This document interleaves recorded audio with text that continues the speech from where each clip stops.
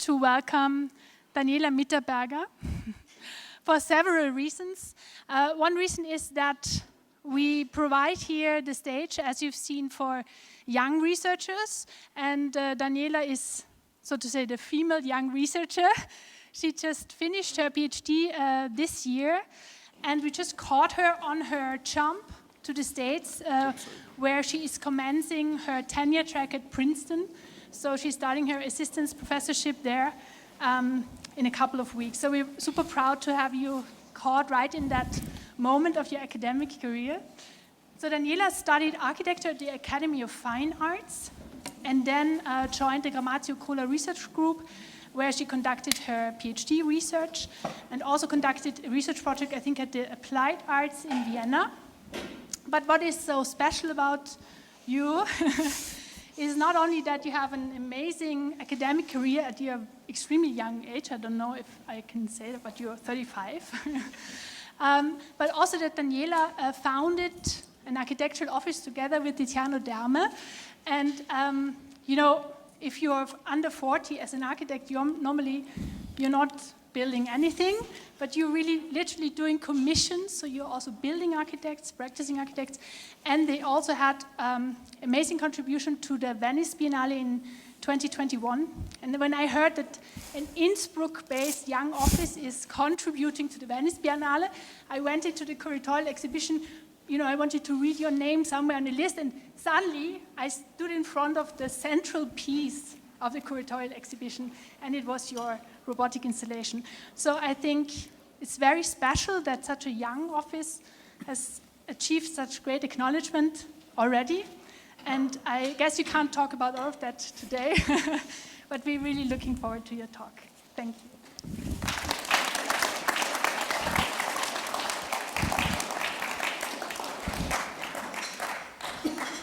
Thank you, Christina, for these so nice words.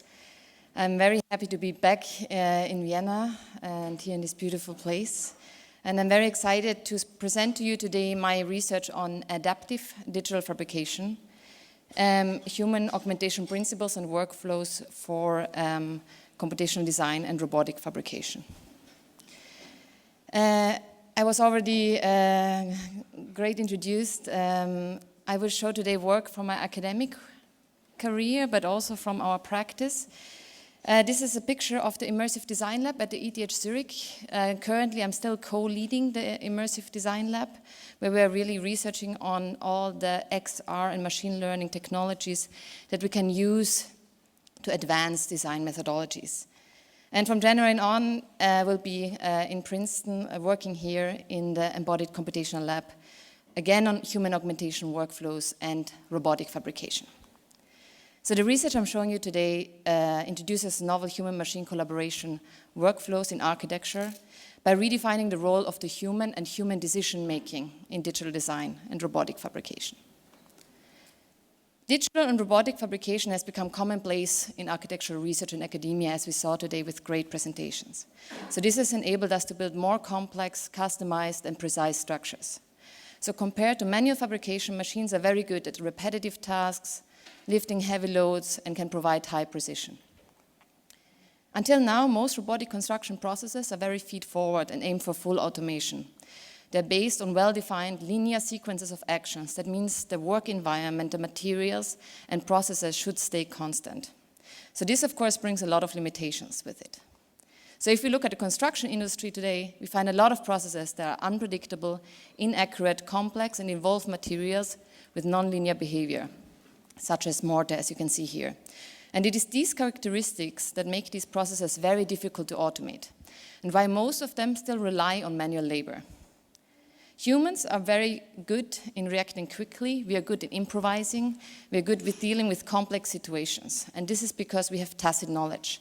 We have context awareness.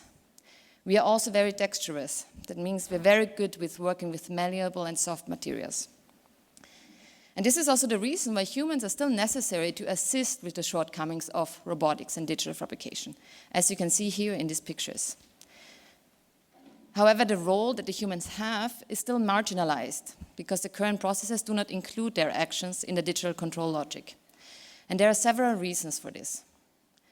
First, most digital fabrication processes are feed-forward and do not synchronize the computational model with the physical environment.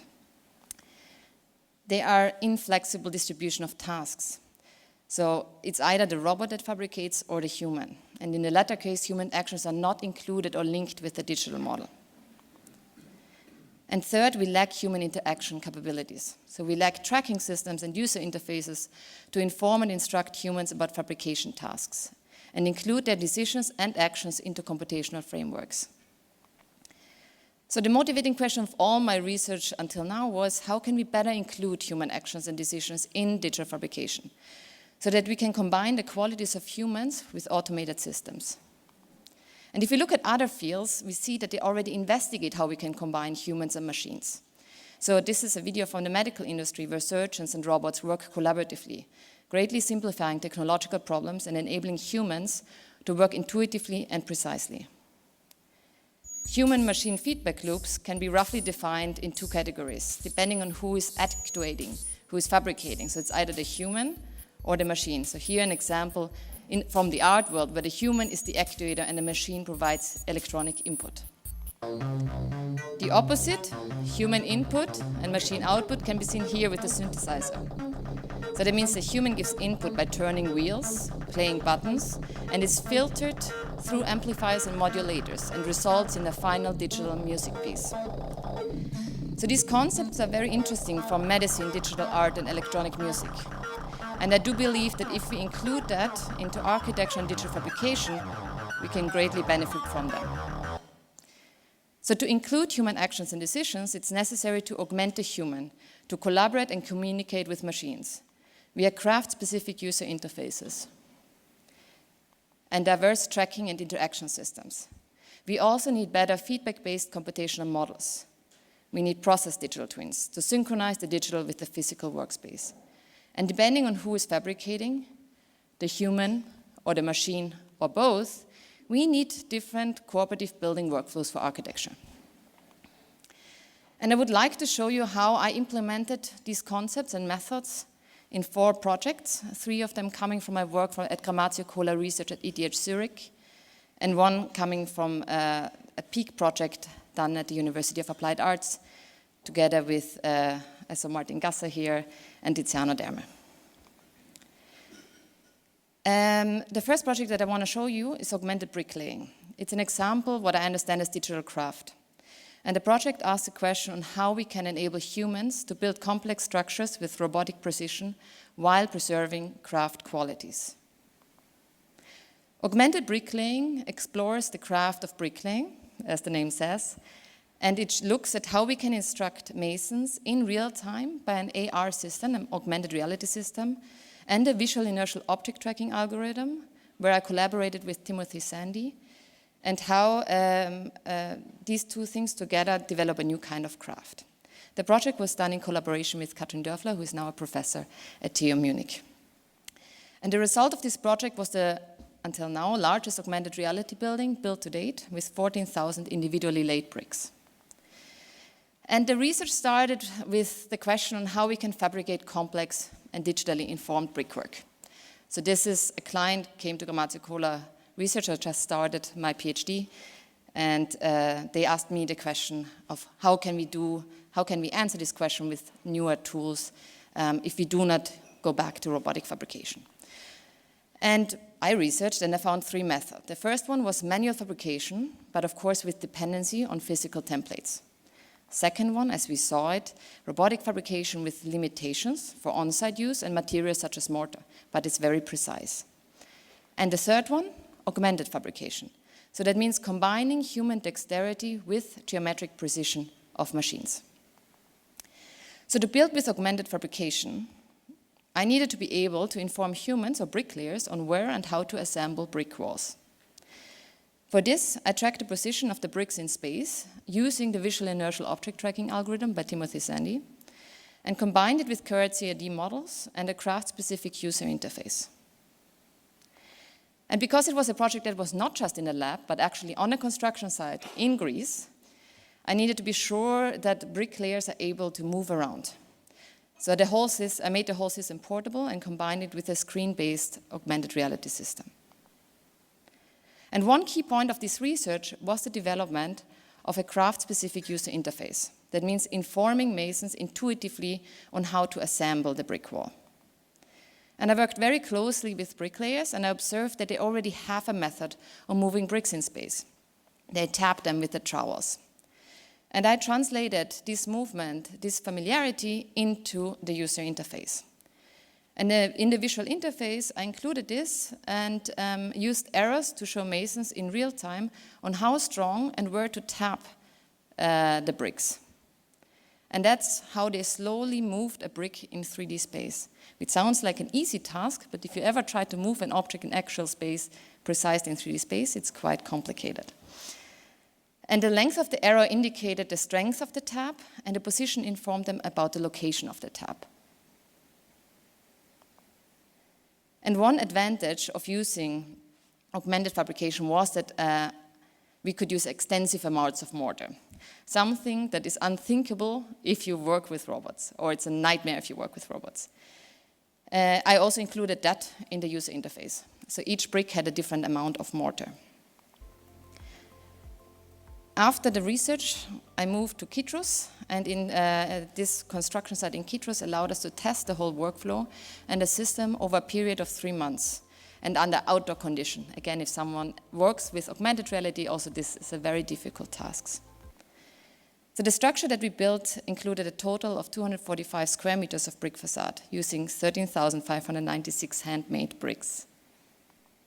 So after 3 months, we finished the facade, proving that such a system eliminates the need for bricklayers to rely on physical templates to build digitally informed complex brick walls, while still utilizing their expertise in handling mortar, thus both preserving and enhancing their craft.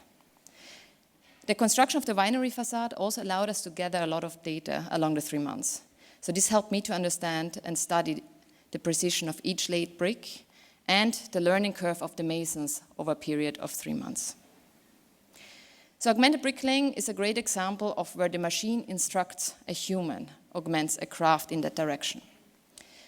The next example I want to show you focuses on the opposite thing. The human instructs a robot while the robot is fabricating. And it's called interactive robotic plastering. It's a project that combines an augmented interactive design and fabrication system with a robotic plastering process developed by Dr. Selen Erkan. And it was the first time that the plastering process was paired with an interactive fabrication setup. The research combined 3 parts. First, an interactive design setup. Second, an augmented reality system. And third, a robotic plastering setup. IROP, in short, utilizes a controller-based interaction system to enable humans to interactively design and fabricate articulated plasterwork in situ, taking the building structure and the as-built state of the ongoing fabrication into consideration while fabricating. The design workflow also allowed humans to create complex digital models in minutes and rapidly generate multiple design alternatives. It also allows humans with limited programming skills to instruct a robot by demonstration on site.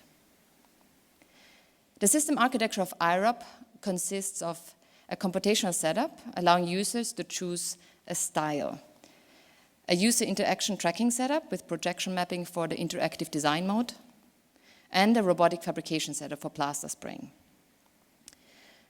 The software of IROP has 3 different key modes. The first mode helps humans to define the aesthetic style of the plasterwork.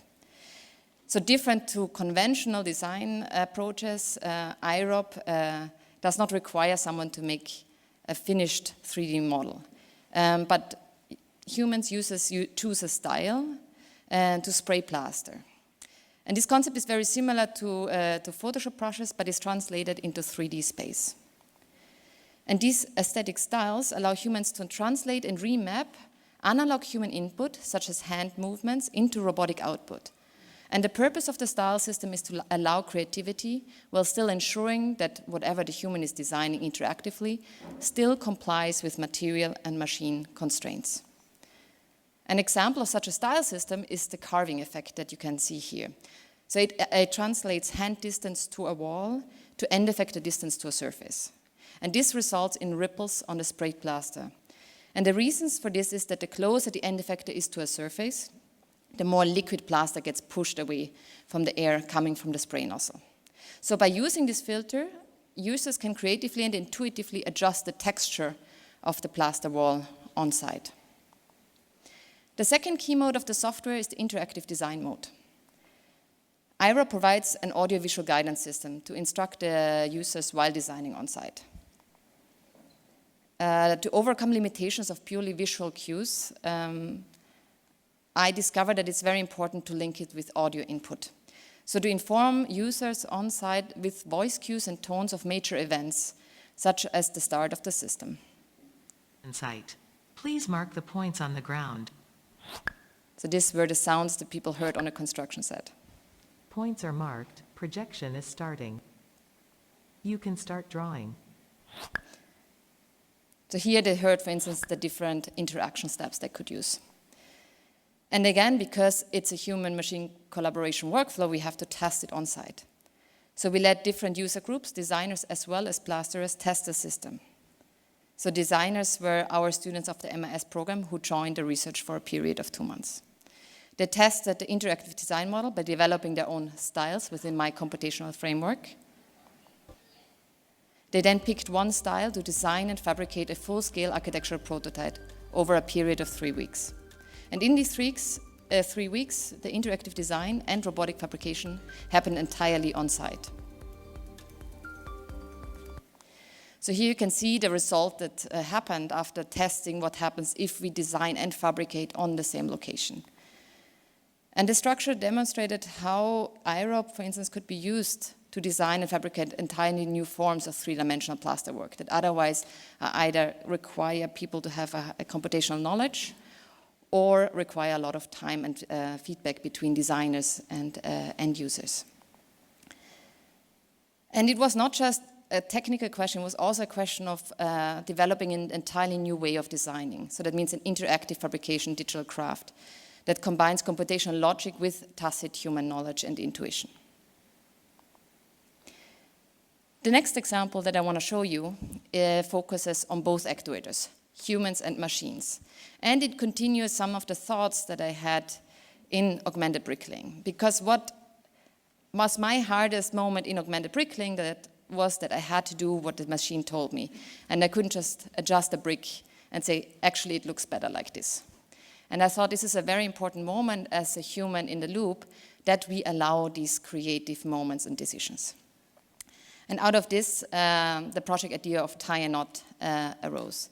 That is a combination of manual and machine assembly of complex wooden structures using rope joints. Similar to augmented bricklaying, it includes human assembly and includes them into a digital twin. However, compared to the first case study that I showed you, it extends this with this idea of an open-ended design. That means I can place an object in space and this actually influences the design on the fly. This project was done in collaboration with Lidia Atanasova and Professor Katrin Dörfler. And tie and knot, humans and robots build complex structures cooperatively. And the hardest part of this is that when humans place elements in space, they cannot disrupt the digital workflow. So I needed to develop a good way to integrate them into the digital twin and allow a result in follow-up robotic actions. And to enable such a cooperative assembly workflow, we developed a system that consisted of turn-taking tasks between 2 humans and 2 robots. So the humans can initiate design and assembly cycles that are then continued, assisted, and completed by the cooperating robots. So this means specific tasks are distributed to the human and others are clearly distributed to the robot. In this specific scenario, this was clearly structured due to the structure that we had, to the smallest units of our structure that I called wide riblets. And these wide riblets were made of 3 struts, one from a previous element here in gray, one placed by a machine, visualized in blue, and one placed to close the triplet here in yellow by the human. And multiple of these wide triplets define the structural logic of the system, a reciprocal space frame. And the last stick was given to the human because it's the hardest to place actually, because you have to go under and above a previous stick. To stabilize the structure and connect the struts, we chose manual rope joints, also because I was interested in the question of how can we combine manual joints with precise robotic fabrication. Also, this part was then examined for the architectural potentials of such a cooperative assembly. So now I want to quickly guide you through such a cooperative assembly logic. So we have 5 important steps. The first step is interactive design. That means users could decide in which direction the structure is growing. So for this, they picked which Y triplet is the starting point for the next one. After choosing the starting element for the next Y triplet, the second strut was placed by the robot, as you can see here. And the third step is to close the Y triplet manually, and this was then done with the humans. The fourth step is then to connect all 3 struts with rope joints. And because the last strut was placed manually, we had to track them, of course, to include it in the digital workflow. And in this specific case study, I tested 2, also again with the visual inertial object tracking algorithm from Timothy Sandy that became then Incon.ai, or also using robots for tracking objects in space. Of course, it doesn't work without a proof of concept fabrication cycle, where we tested what it actually means to produce something like this.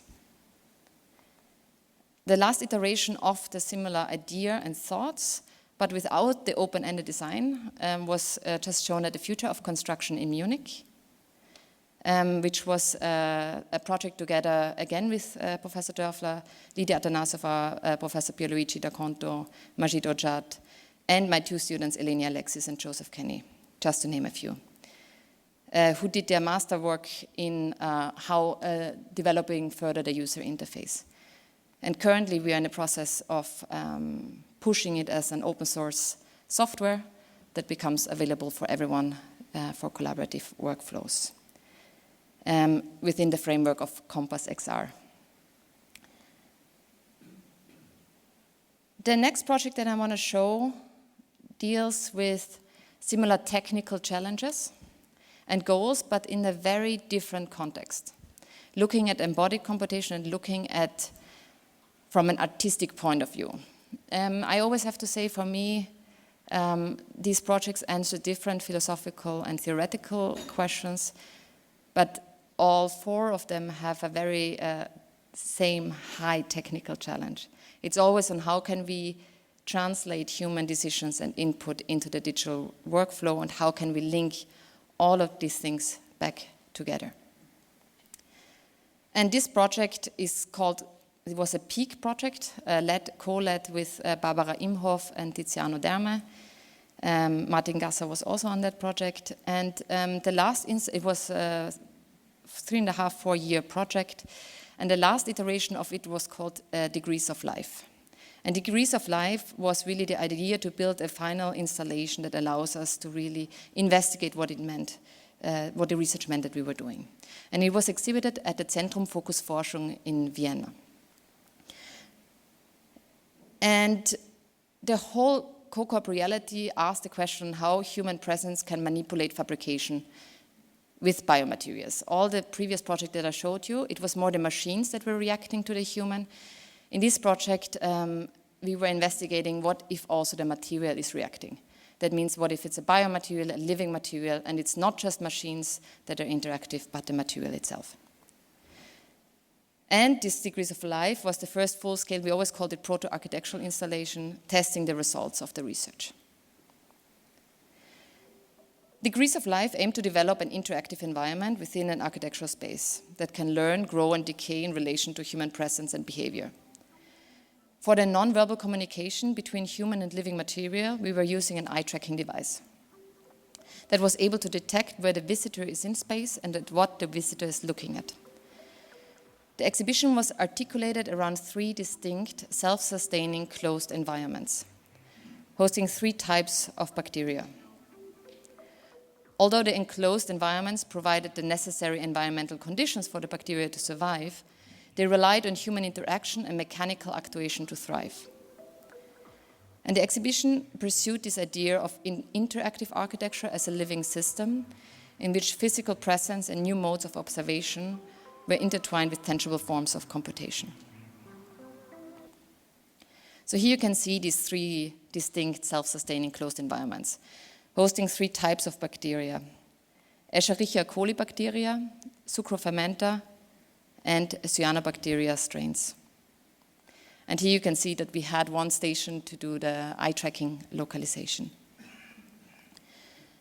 And as I mentioned before, they relied on this human interaction and as well the mechanical actuation to thrive. And here you can see one of the interactions with the Escherichia coli environment. Human interaction was registered in real time by a wearable eye tracking device that recorded the human's local position and pupil gaze direction. So we had these 3 cameras. And this setup allowed us to record conscious actions such as gaze direction, but also unconscious human actions such as gaze duration, pupil diameter. So this eye tracking was used to start an interaction routine and visualize the data in real time projected onto the space.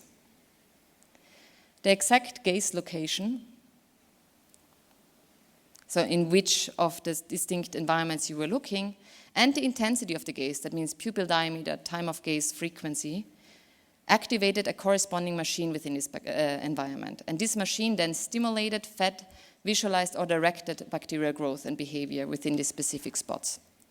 All 3 environments were triggered according to the needs of the hosted bacteria. So now let's take a closer look at the environments. Here you can see the echo environment, inhabited by the Escherichia coli bacteria. So this environment focused on color change in real time, initiated by human interaction and the metabolic process of the bacteria. Human interaction released a specific amount of sodium hydroxide at a precise point into the medium of the bacteria. And this led to a change in the pH level in the culture, which then resulted in a specific color. And it was through this metabolic process of the bacteria that it slowly changed the color back. The Sucrofermenta environment, Sucrofermenta is a cellulosic bacteria that produces, because of its metabolic activity, a thick mat of biomass. And human interaction activated a specific spray nozzle to define spray location and spray their nutritional solution to influence the growth rate of this microbial mat. And the last environment, the cyanobacteria environment, obtained energy via photosynthesis, and human interaction changed the light conditions of the environment by switching the bacteria's growth strategy from photoautotrophy, so light period, to heterotrophy, dark period. So all these projects show different means to enable the inclusion of human intuition and dexterity in digital processes, by allowing humans to actively interfere in digital processes, interact with them, adjust them, and manipulate them intuitively and on the fly. It also shows us the potential of including conscious and unconscious human actions, and the technical, aesthetical, and philosophical potentials that could emerge from including humans in the digital fabrication. And within our office, we were not stopping there. We were always asking, okay, what if we go one scale bigger? And we started to investigate gardens. That is projects from our office made together with Tiziano Derme, which is resituated in Innsbruck. And it investigated it on a larger scale through the lens of gardens. Magic Queen was the project at the Arsenale that Christina was referring to.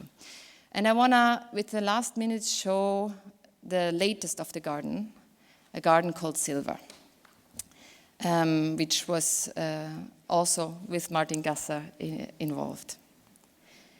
Silver was an autonomous hydroponic garden commissioned by the Princesa of Asturias Foundation in Oviedo, Spain. The garden was suspended in mid-air and was cared for by 2 robotic gardeners. And our aim with Silver was to represent a dynamic living dataset in architectural and geometric terms. And the online dataset should influence the growth and geometry of the garden in real time.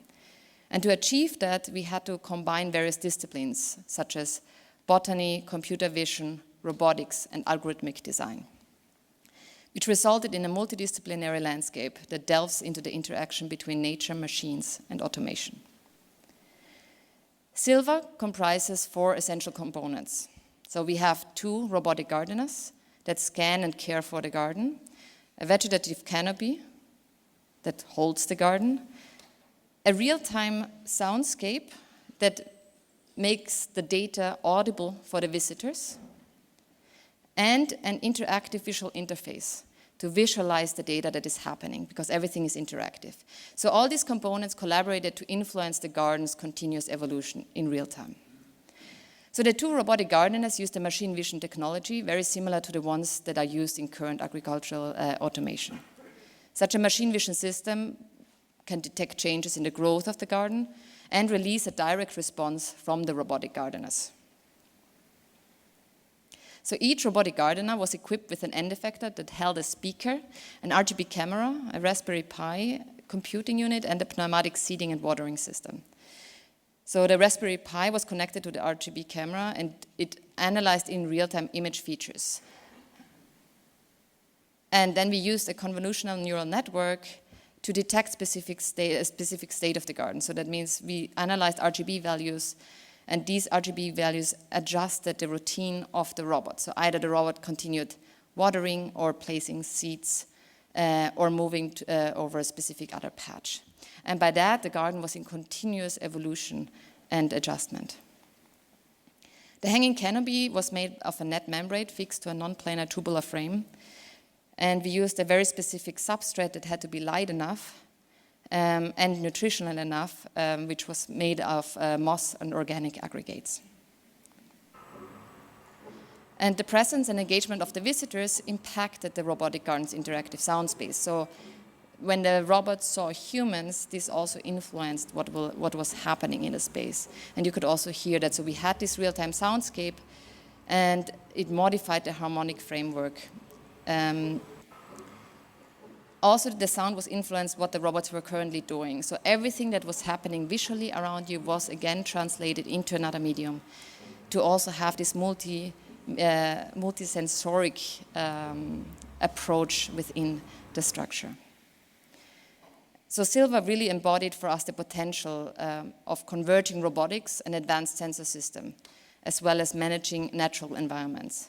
And it was the amalgamation of these elements that transformed the garden into an innovative spatial realm, one where we have machines and biological systems, and they interact as symbiotic agents. And to conclude my talk within the looking at geometry, I have to say in my research, geometry becomes a result of interaction, an interaction between humans, machines, and materials. And this interaction allows for an adaptive digital fabrication. And adaptive digital fabrication that is enabled by flexible computational frameworks. And it also shows that adaptive digital fabrication can provide technical solutions, such as how we can replace bricks in space with complex material systems, as well as provide novel design and fabrication workflows. That means how can we bring new aesthetics into architecture and new ways of designing, merging design and fabrication realm. It also envisions what kind of architectural scenarios could benefit from the presented workflows. Of course, the projects always seem abstract, but they can be easily translated to architectural scenarios such as, of course, on-site fabrication of new buildings, but also prefabrication, architectural renovations, or something completely entirely different, such as new robotic gardens. If you need any technical details that are left out from this presentation now, you find the publication of all the projects that I was just showing here, or you can just drop me an email, and I'm happy to answer your question. Thank you very much.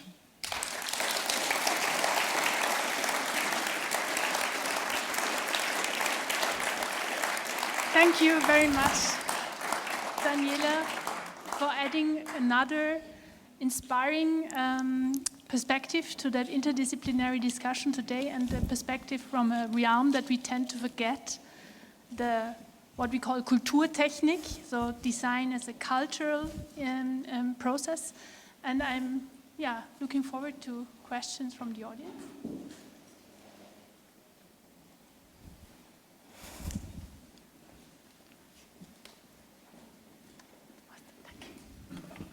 Thank you so much. I mean, what you are solving is highly technically challenging problem, and it's been really amazing to see this. So my question was regarding the tie-knot project. So how the contact point of the gripper with the stick is taken care in while solving this problem? Because this is very challenging, right? Like when the gripper hits the object, it should touch at the right point. As a human, I close my eyes and I can grasp the object properly. But as a robot, the grasping problem is a very big one.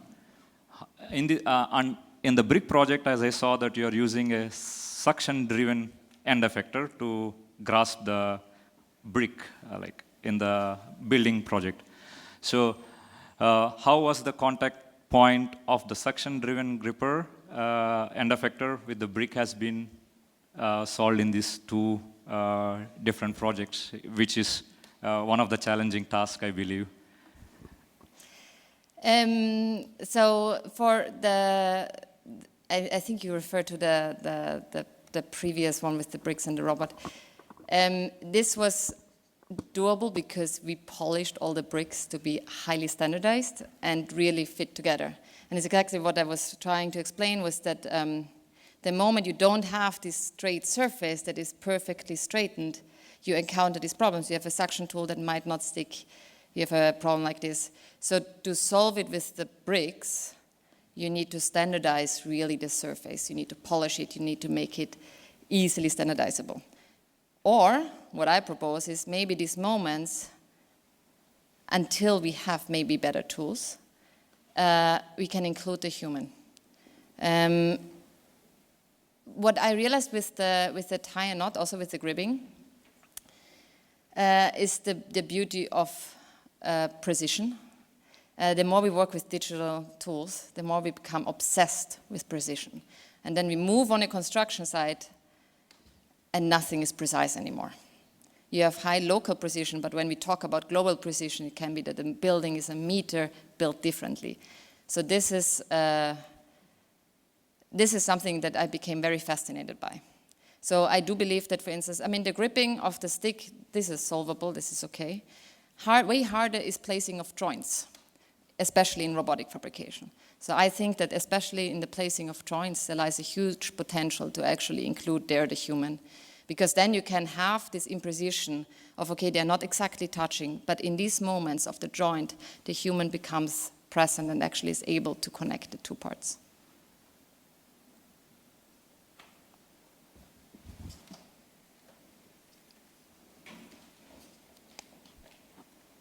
Hello, Daniela. Thank you. It was very interesting, especially for me and Sub-Project 5 team, as you also saw a lot of common ground.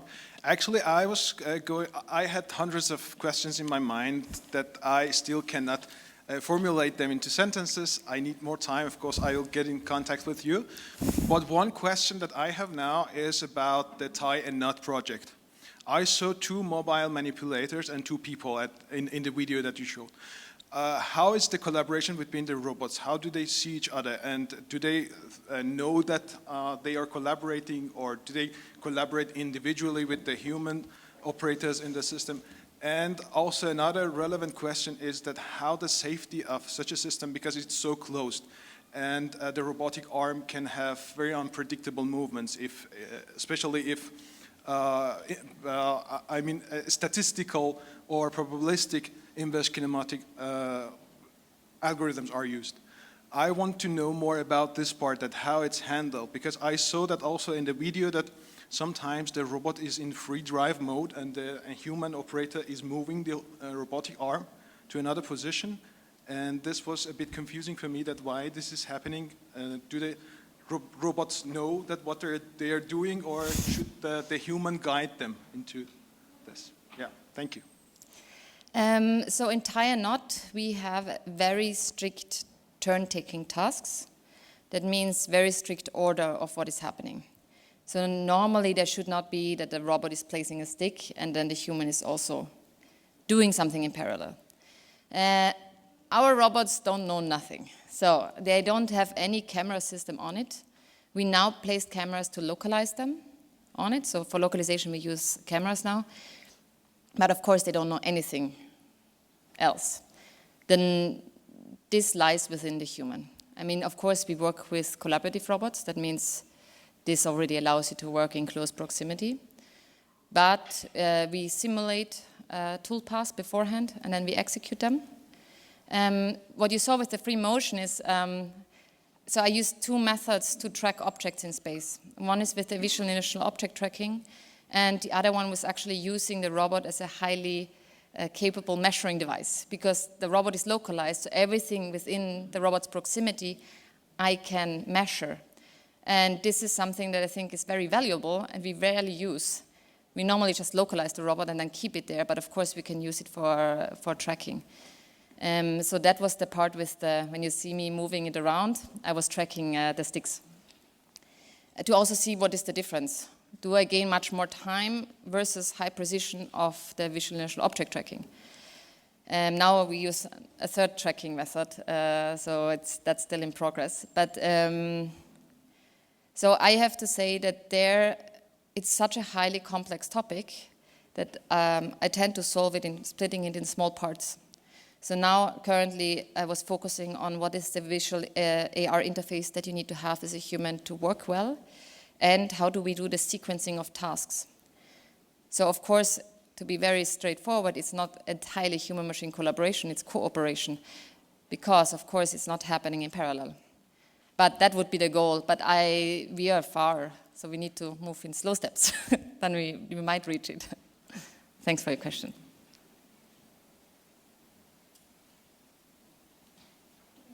Question?